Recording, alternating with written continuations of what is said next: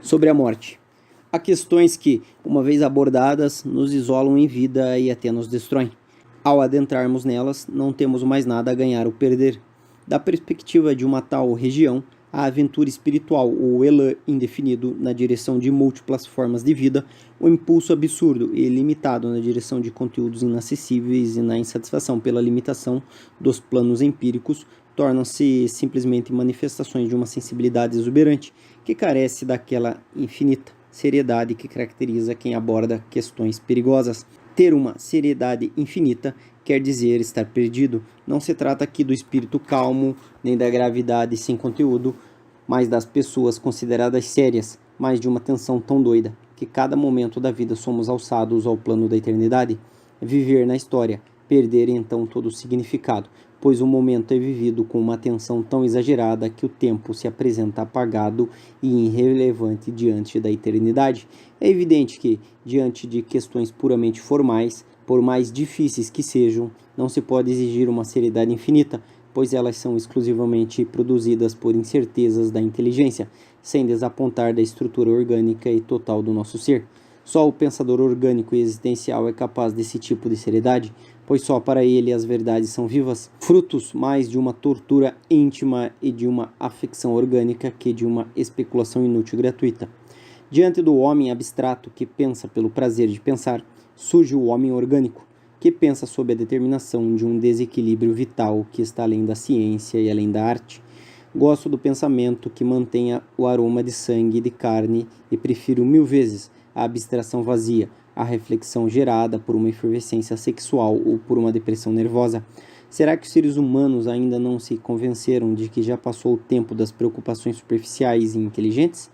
Que é infinitamente mais importante a questão do sofrimento do que a do silogismo? Que um grito de desespero é infinitamente mais revelador que a mais sutil distinção e que uma lágrima sempre tem raízes mais profundas que um sorriso?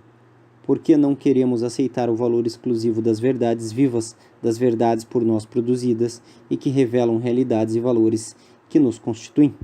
Por que não compreendemos que se pode pensar vivamente sobre a morte, sobre a questão mais perigosa que existe, e que, se abordá-la, nos destrói e nos isola em vida, por meio de uma participação íntima e dolorosa, ela, apesar de tudo, se revela para nós como uma verdade viva?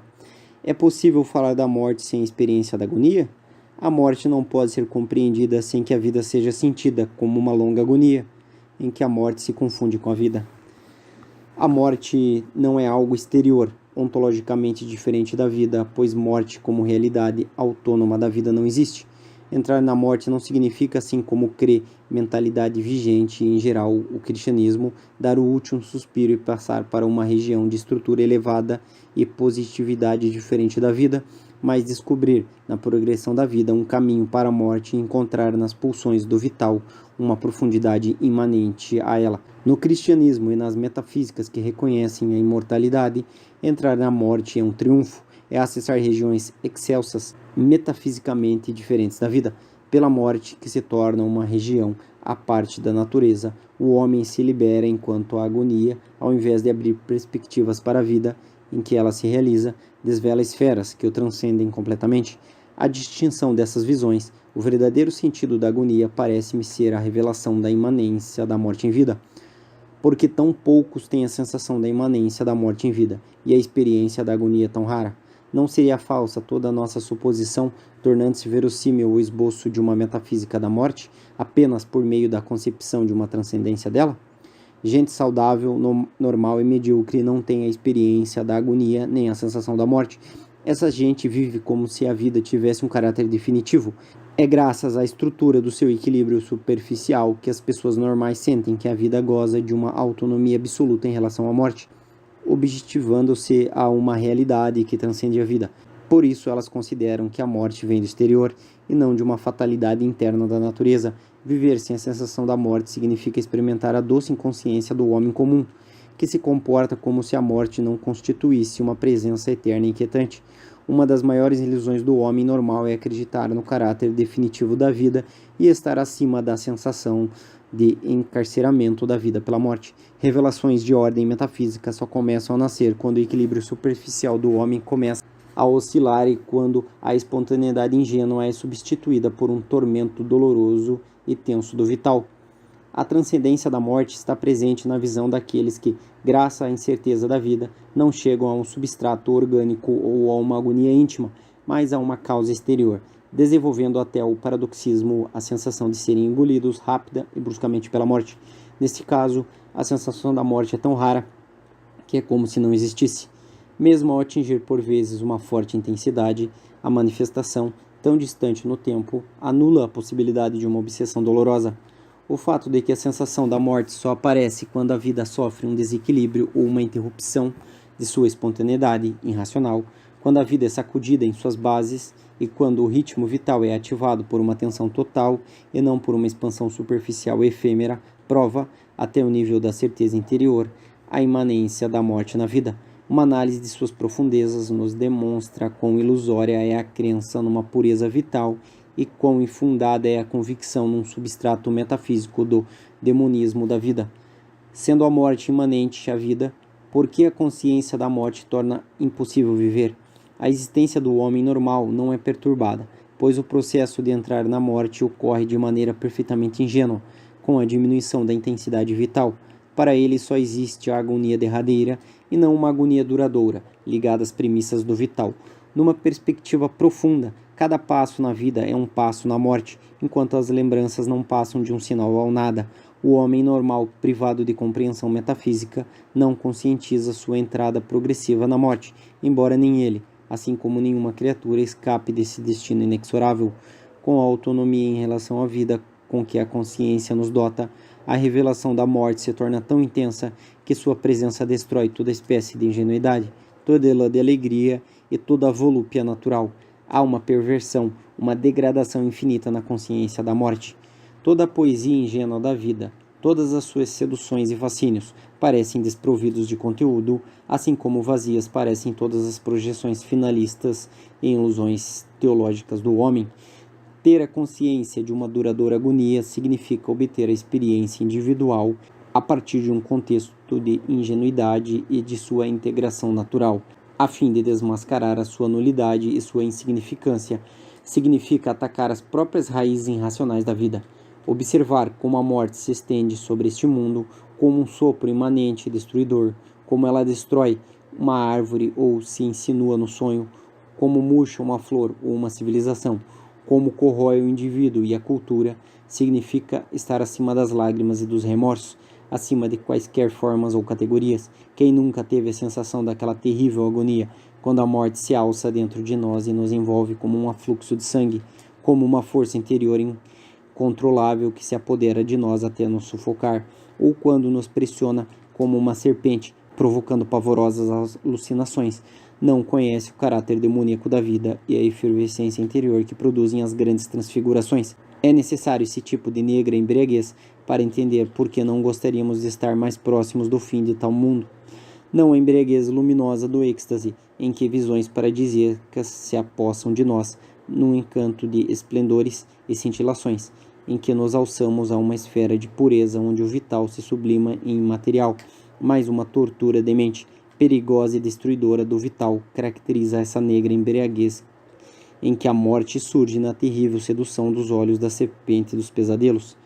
Ter, porém, tais imagens e sensações significa estar tão ligado à essência da realidade que a vida e a morte desmascaram suas ilusões para se realizarem dentro de nós, na forma mais substancial e dramática.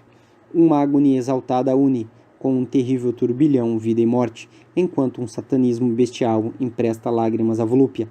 Vida, como uma longa agonia e como caminho para a morte, não passa de outra forma de dialética demoníaca da vida que nela se baseia para gerar formas a serem destruídas numa produção irracional imanente. A multiplicidade de formas vitais não totaliza uma convergência transvital ou uma intencionalidade transcendente, mas se realiza num ritmo louco, em que só se pode reconhecer o demonismo do devir e da destruição.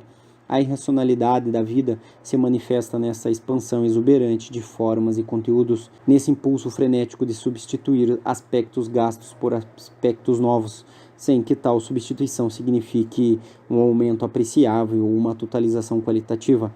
Uma felicidade relativa sentiria quem se abandonasse a esse devir e, acima de qualquer problemática torturante, tentasse sorver todas as possibilidades oferecidas pelo momento, sem a comparação contínua que cada momento revela uma relatividade intransponível. A experiência da ingenuidade é a única tábua da salvação, mas para quem sente e concebe a vida como uma duradoura agonia, ou problema da redenção continua sendo um simples problema. Por essa via não haverá salvação. A revelação da imanência da morte na vida dá-se em geral por meio de doenças e estados depressivos. Há, de certo, outras vias, que são porém absolutamente acidentais e individuais, sem a mesma capacidade de revelação das doenças e dos estados depressivos. Se as doenças têm uma missão filosófica neste mundo, ela não pode ser outra senão demonstrar quão ilusória é a sensação da eternidade da vida e quão frágil é a ilusão de uma definição e de um triunfo da vida, pois, na doença, a morte está sempre presente na vida. Os estados genuinamente doentios nos conectam à realidade metafísica que um homem normal e saudável é incapaz de entender. É evidente que entre as doenças há mais hierarquia conforme sua capacidade de revelação. Nem todas apresentam com a mesma duração e intensidade a experiência da imanência da morte na vida, e nem todas se manifestam em formas idênticas de agonia. Por mais que as doenças se individualizem e se especifiquem, os indivíduos, a maneira de morrer relacionadas à estrutura da doença como tal. Todo o complexo de estados doentios revela uma tortura do vital e uma desintegração da vida de suas funções naturais. A vida é de tal modo constituída que ela não consegue realizar suas potencialidades, a não ser comportando-se como se a morte não consistisse numa presença inexorável. Por isso, nos estados normais e não reveladores, a morte é considerada vinda de fora e completamente externa à vida. A mesma sensação têm os jovens ao falar da morte. Mas quando a doença os golpeia em pleno elan, todas as ilusões e seduções da juventude desaparecem. Com certeza, neste mundo, as únicas experiências verdadeiramente autênticas são as que brotam da doença. Todas as outras fatalmente trazem uma marca livresca, pois, no equilíbrio orgânico, só podem surgir estados sugestionados, cuja complexidade é mais um produto da imaginação exaltada do que uma efervescência real. Só as pessoas que realmente sofreram são capazes de conteúdos autênticos e de uma seriedade infinita. Os outros nasceram para a graça, harmonia, amor e dança. No seu íntimo, quantos não renunciaram às revelações metafísicas do desespero, da agonia e da morte, em favor de um amor cândido ou de uma voluptuosa inconsciência da dança? Quantos não renunciaram à glória nascida do sofrimento, em favor de uma existência anônima e feliz? Toda doença é heroísmo, mas um heroísmo de resistência, não de conquista. O heroísmo da doença se manifesta por resistência nos bastiões perdidos da vida.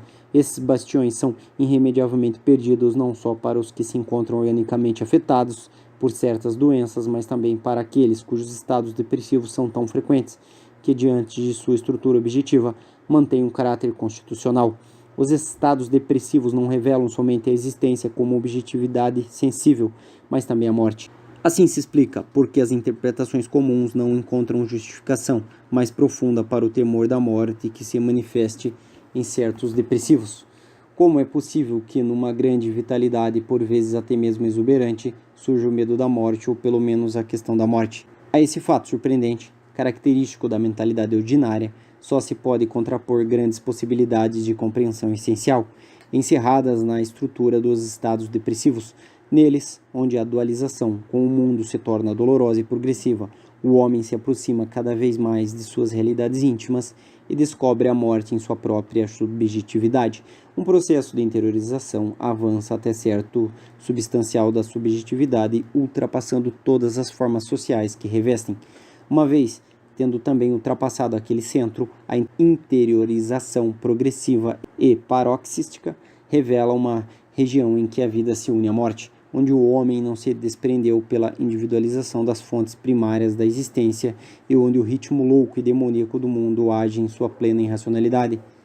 Para um depressivo, a sensação de imanência da morte na vida acrescenta um quê de intensidade à depressão, criando uma atmosfera de contínua insatisfação e desassossego que jamais encontrará paz e equilíbrio. Graças à sensação da presença da morte na estrutura do vital, introduz-se implicitamente um elemento ao nada da existência. Não se pode conceber a morte sem o nada e, portanto, nem a vida sem um princípio de absoluta negatividade. O fato de o nada estar envolvido na ideia da morte é comprovado pelo medo da morte, que não é outra coisa senão o temor do nada ao que a morte nos arremessa. A imanência da morte na vida marca o triunfo final do nada sobre a vida, demonstrando assim que o único sentido da presença da morte é atualizar progressivamente o caminho na direção do nada, o fim e o deslance da imensa tragédia da vida, e, sobretudo do homem, demonstrarão quão ilusória é a crença na eternidade da vida, e que, no entanto, a única reconciliação para o homem histórico é a sensação ingênua da eternidade desta vida. No fundo, tudo se reduz ao medo da morte. Tudo o que chamamos de diversidade das formas do medo não passa de uma manifestação de aspectos variados diante da mesma realidade fundamental. Os temores individuais relacionam-se todos, por correspondências ocultas, ao temor essencial diante da morte. Quem quer afastar o medo da morte por meio de raciocínios artificiais engana-se profundamente, pois é absolutamente impossível anular um temor orgânico mediante construções abstratas. É absolutamente impossível que aquele que aborde seriamente a questão da morte não tenha também medo. Mesmo quem acredita na imortalidade acaba sendo orientado para esta crença também por causa do medo da morte. Existe, nesta crença, um esforço doloroso do homem em salvar, mesmo sem qualquer certeza absoluta, o universo de valores em que vive e para o qual contribui, em derrotar o nada no temporal e em realizar o universo no eterno. Diante da morte aceita sem crença religiosa, nada permanece daquilo que o mundo crê haver criado para a eternidade. Todo o universo das formas e das categorias abstratas demonstra ser completamente irrelevante diante da morte, ao passo que a pretensão da universalidade do formal e do categorial se torna ilusória diante do caráter irremediável do processo de nadificação pela morte. Uma forma ou uma categoria jamais existirá na sua estrutura essencial, como jamais compreenderá os motivos íntimos da vida e da morte, com que o idealismo e o racionalismo podem se contrapor a elas. Nada. Os outros conceitos e doutrinas, por outro lado, não dizem quase nada sobre a morte. A única atitude pertinente seria um silêncio radical ou um grito desesperado. Quem afirma que o medo da morte não tem justificação profunda pelo fato de não existir morte enquanto existe um eu e que o eu desaparece ao morrermos, esquece-se do estranhíssimo fenômeno da agonia paulatina. Que consolo pode oferecer a um homem com uma intensa sensação de morte a separação artificial entre a morte e o eu? Que sentido pode ter uma sutileza ou uma argumentação lógica para quem foi profundamente penetrado pela sensação do irremediável? São nulas todas as tentativas de desviar as questões existenciais para um plano lógico. Os filósofos são por demais orgulhosos para confessar seu medo da morte e por demais exigentes para reconhecer uma fecundidade espiritual da doença. Existe uma serenidade falsa em suas considerações sobre a morte. Na verdade, eles são os que mais tremem, mas cabe lembrar que a filosofia é a arte de mascarar sensações e suplícios íntimos, a fim de enganar o mundo sobre as verdadeiras raízes do filosofar. A sensação do irreparável e do irremediável que sempre acompanha a consciência e a sensação de agonia pode, no máximo, explicar uma dolorosa aceitação misturada ao medo, mas de jeito algum o amor ou a simpatia pelo fenômeno da morte. A arte de morrer não pode ser aprendida porque não envolve nenhuma técnica, nenhum complexo de regras ou de normas. O caráter irremediável da agonia é experimentado no próprio ser do indivíduo, com infinitos sofrimentos e tensões. A maioria das pessoas não tem consciência de sua lenta agonia. Para elas, existe uma só agonia, a que precede a entrada absoluta no nada. Em sua consciência, só os momentos dessa agonia trazem revelações importantes sobre a existência. Em vez de captarem o significado de uma agonia lenta e reveladora, todas as suas expectativas se concentram no final. O final, porém, vai esclarecê-las pouco demais, e, assim, elas vão falecer na mesma inconsciência em que viveram. O fato de a agonia se desenrolar no tempo demonstra que a temporalidade não é apenas um caráter ou uma condição para a criação, mas para a morte, para o fenômeno dramático do morrer. É aqui que se manifesta o caráter demoníaco do tempo, em que se desenrola tanto o nascimento quanto a morte, tanto a criação quanto a destruição, sem que se evidencie nesse complexo qualquer convergência para um plano transcendente. O demonismo do tempo favorece a sensação do irremediável, que se impõe como uma necessidade inelutável contra as nossas mais íntimas tendências. Estarmos absolutamente convencidos de que não podemos escapar da sorte amarga que desejaríamos a outrem, de que estamos submetidos a uma fatalidade implacável e de que o tempo não fará outra coisa senão atualizar o processo dramático da destruição. Eis as expressões do irremediável e da agonia. Não seria o nada, portanto, uma salvação? Mas como pode existir uma salvação no nada, se a salvação na existência é quase impossível? Como será ela possível na ausência completa de qualquer tipo de existência? Posto que não há salvação ao nada, nem na existência, mando este mundo aos diabos junto com todas as suas leis eternas.